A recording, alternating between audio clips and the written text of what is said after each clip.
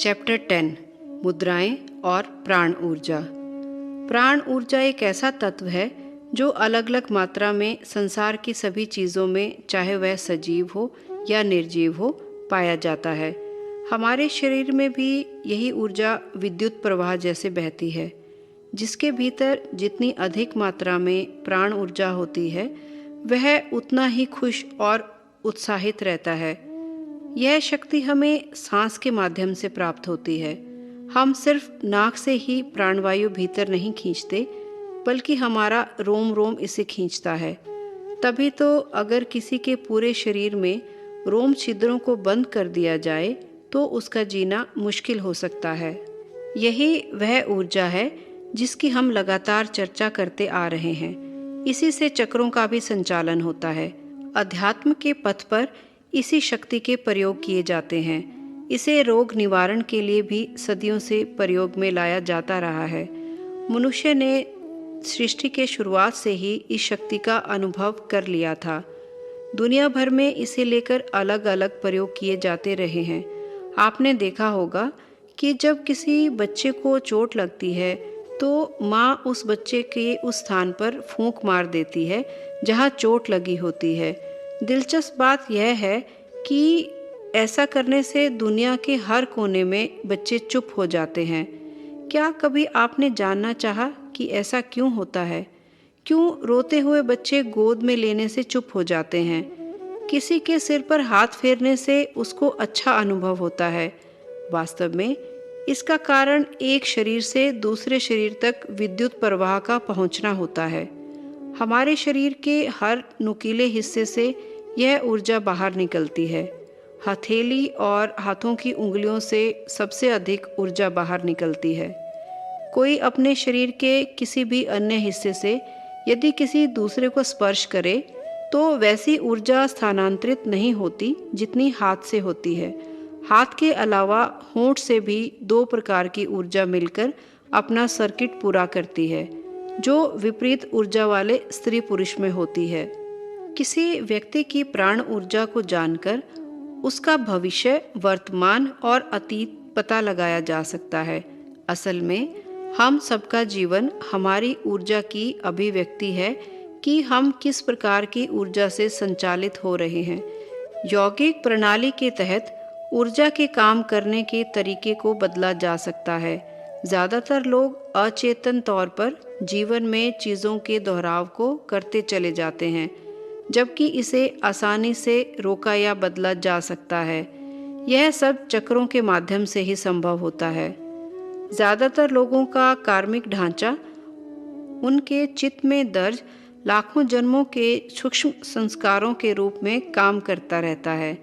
उन्हें पता ही नहीं होता कि वे जो कुछ भी कर रहे हैं या करेंगे, उसे करने या ना करने की प्रेरणा उन्हें कहाँ से मिलती है। यह सब निर्धारित योजना जैसे होता है, लेकिन ऊर्जा को बदलकर उसे रूपांतरित करके उस पूर्व निर्धारित चीज़ को बदला जा सकता है। जाहिर सी बात है कि इसका सीधा प्रभाव जीवन पर ही पड़ेगा। आपको बता दें कि तंत्र विद्या में भी प्राण ऊर्जा पर ही काम किया जाता है। ऐसे कई प्रयोग हैं जिन्हें हम जानबूझकर नहीं बता रहे, जिनमें अपनी ही नहीं दूसरों की ऊर्जा को भी प्रभावित किया जा सकता है। मध्य एशिया में जिप्सियों के कुछ समूह अपनी ऊर्जा के प्रयोग से पौधों को विकसित या नष्ट करने का काम करके दिखाते थे, वह भी थोड़े समय में। जापान की मशहूर रेकी जैसी कई विद्या हैं जिनमें प्राण शक्ति से दूसरों को ठीक किया जाता है। भारत में तो हजारों वर्ष से प्राण पर प्रयोग किए जाते रहे हैं। प्राणायाम को ही ले लें, इसका अर्थ ही है अपने प्राण को दूसरे आयाम से जोड़ना या दूसरे आयाम से प्राण शक्ति लेना। भारत में माता पिता, गुरुजन आदि के पैर छूकर आशीर्वाद लिया जाता है। इसके पीछे भी वस्तुतः हम सकारात्मक ऊर्जा ही प्राप्त करते हैं। शरीर में हाथ पैर की उंगलियों से ऊर्जा का प्रवाह होता है। ऐसा नहीं है कि सिर्फ भारत में ही इन 7 चक्रों के तौर पर ऊर्जा के केंद्रों को जाना गया है, बल्कि दुनिया में इसकी अलग अलग नामों से पहचान की गई है। हैरत की बात यह है कि यह खोज हजारों साल पहले तब की गई थी जब आपसी संवाद के लिए टेलीफोन या इंटरनेट जैसे साधन उपलब्ध नहीं थे। सोचने वाली बात यह है कि आपस में संवाद की संभावना ही नहीं थी, तो फिर हजारों किलोमीटर दूर बैठे लोगों ने अलग अलग किंतु एक जैसी खोज कैसे की होगी।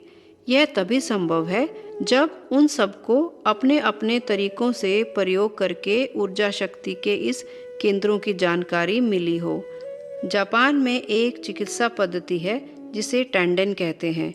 इस पद्धति में माना जाता है कि हमारी नाभि के ठीक 4 अंगुल नीचे एक ऐसा केंद्र है जहां यदि सांस की चोट पड़े तो किसी भी बीमारी का इलाज किया जा सकता है।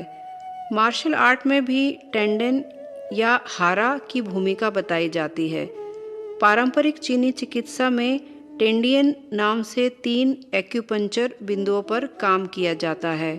यह तीनों बिंदु पेट के निचले हिस्से यानी नाभि के नीचे की मध्य रेखा पर स्थित बताए गए हैं। यह ठीक वही जगह है जिन्हें हम मणिपूरक, स्वाधिष्ठान और मूलाधार चक्र कहते हैं। असल में यह सब रहस्यमयी या अविश्वसनीय जैसा केवल इसलिए लगता है क्योंकि लोगों को इस विषय की ठीक से जानकारी नहीं होती। जानकारी हो तो यह ठीक वैसा ही काम है जैसे बिजली से चलने वाले किसी यंत्र को बटन दबाकर ऑन या ऑफ किया जाता है। हमारी ऊर्जा भी विद्युत के समान ही कार्य करती है। हमारे स्थूल शरीर का जुड़ाव हमारे प्राण शरीर से होता है। प्राण शरीर हमारे स्थूल शरीर के ठीक पीछे मौजूद है। प्राण शरीर और स्थूल शरीर के बीच 7 चक्र ऐसे बिंदु हैं जो दोनों को आपस में जोड़ते हैं। जब हम प्राण ऊर्जा की बात करते हैं तो सरल भाषा में उसका सीधा संबंध हमारी सांस से ही होता है। इसे टिप मानिए कि हमारी सांस में ही वे सारे बटन छिपे होते हैं जिनसे ऊर्जा को प्रवाहित किया जा सकता है। ऐसा कुछ काम नहीं जिसका सांस से कोई लेना देना ना हो। हस्त मुद्राएं। जैसा कि आप जान चुके हैं, हमारे शरीर में सैकड़ों नाड़ियों का जाल होता है जिसमें प्राण ऊर्जा प्रवाहित होती है। इन नाड़ियों में बहुत सी नाड़ियों का संबंध हमारे हाथ की उंगलियों में होता है।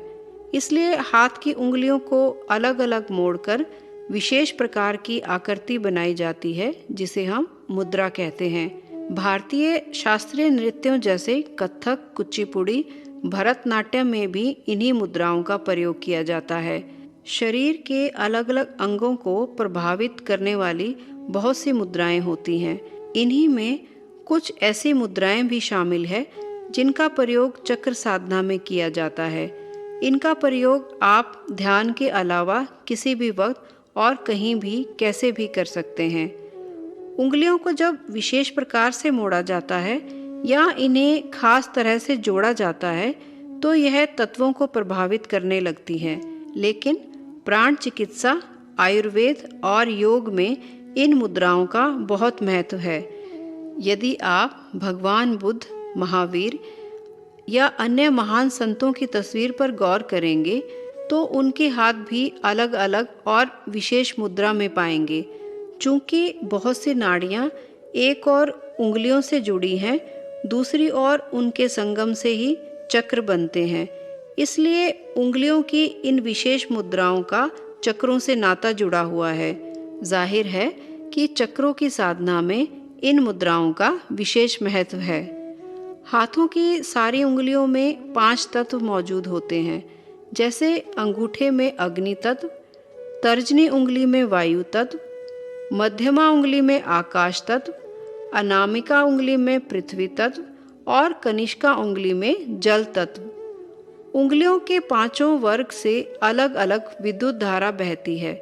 इसलिए मुद्रा में जब उंगलियों का आपसी स्पर्श करते हैं तब रुकी हुई या असंतुलित विद्युत बहकर शरीर की शक्ति को पुनः जगा देती है। इससे हमारा शरीर निरोग होने लगता है और चक्रों के अवरोध भी दूर होते हैं। ये अद्भुत मुद्राएं तत्क्षण अपना असर दिखाना शुरू कर देती हैं। यहाँ हम सभी 7 चक्रों से संबंधित मुद्राओं के बारे में चर्चा करेंगे। किसी भी मुद्रा को करते समय जिन उंगलियों का कोई काम ना हो उन्हें सीधी रखें। वैसे तो मुद्राएं बहुत हैं, पर यहाँ हम कुछ खास मुद्राओं का उल्लेख कर रहे हैं। वायु मुद्रा। इस मुद्रा से वायु तत्व का संतुलन हो जाता है। इससे वायु संबंधित बीमारियों से भी बचा जा सकता है। विधि: तर्जनी उंगली को मोड़कर अंगूठे के मूल में लगाकर हल्का दबाएं। शेष उंगलियां सीधी रखें। पृथ्वी मुद्रा। इसे करने से पृथ्वी तत्व संतुलित होता है।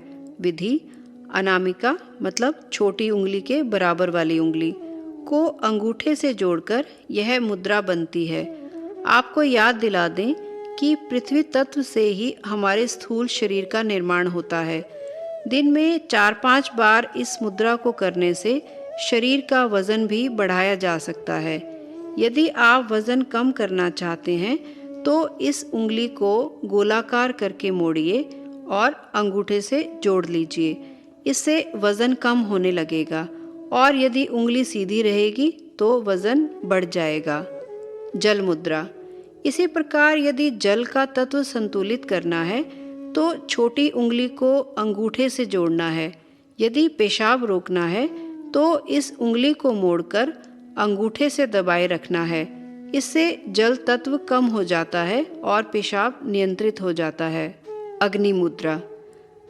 अंगूठा हथेली की ओर मोड़कर रखने से अग्नि तत्व कम हो जाता है, जबकि अंगूठे को पिछली कलाई की ओर मोड़ने से अग्नि तत्व बढ़ाया जा सकता है। आपको बहुत सर्दी लगे तो यह प्रयोग करके खुद आजमा सकते हैं। यदि 3-4 मिनट अंगूठे को पीछे मोड़कर रखें तो आप सर्दी में भी गर्म अनुभव करेंगे। आकाश मुद्रा। इस मुद्रा से सुषुम्ना नाड़ी का संचालन करने वाला आकाश तत्व संतुलित हो जाता है, जो ध्यान और साधना के लिए अत्यधिक महत्वपूर्ण है। विधि: मध्यमा उंगली को अंगूठे के अग्रभाग से मिलाएं। शेष 3 उंगलियां सीधी रहें। बोधि मुद्रा। यह एक ऐसी मुद्रा है जो सभी चक्रों को एक साथ संतुलित करती है। इसका प्रयोग आज्ञा चक्र के लिए भी किया जाता है। इसमें दोनों हाथों के अंगूठों को जोड़ा जाता है और तर्जनी उंगलियों को आपस में जोड़ा जाता है। इससे योनि जैसा आकार बनता है। फिर दोनों हाथों को नीचे मूलाधार से ऊपर सहस्त्रार तक ले जाया जाता है। चक्र और सिद्धियाँ। चक्र साधना में हम अपने भीतर की एक एक परत को समझकर उसे अलग करते हुए भीतर की यात्रा करते हैं। इस यात्रा की मंजिल तो एक ही है, ईश्वर की अनुभूति। लेकिन जैसे किसी भी यात्रा को करते समय हम बहुत सी जगहों से होकर गुजरते हैं, वैसे ही चक्र साधना में भी बहुत पड़ाव होते हैं जो हमें हमारे भीतर के अनजान आयामों से परिचित कराते हैं। चक्र साधना के कई पड़ाव में हमारे भीतर मौजूद सोई पड़ी शक्तियाँ जागृत हो जाती हैं, जिन्हें सिद्धि कहा जाता है। यदि कोई सिर्फ सिद्धि पाने की नीयत से साधना करता है तो वह कर सकता है, लेकिन उसकी तुलना एक ऐसे यात्री से करनी चाहिए जो मंजिल से पहले ही रास्ते में किसी लुभावने दृश्य को देखकर वहीं रुक जाए। जाहिर है कि मंजिल उससे दूर ही रह जाएगी। इसलिए चक्र साधना का लक्ष्य आत्म साक्षात्कार ही होना चाहिए। जिसने अपने स्वरूप को जान लिया उसे फिर कुछ और जानने की जरूरत नहीं। हाँ, वह इन सिद्धियों का सदुपयोग करके अपनी भीतरी यात्रा को सुगम बना सकता है। अगले चैप्टर में हम चक्र साधना के बारे में विस्तार से चर्चा करेंगे।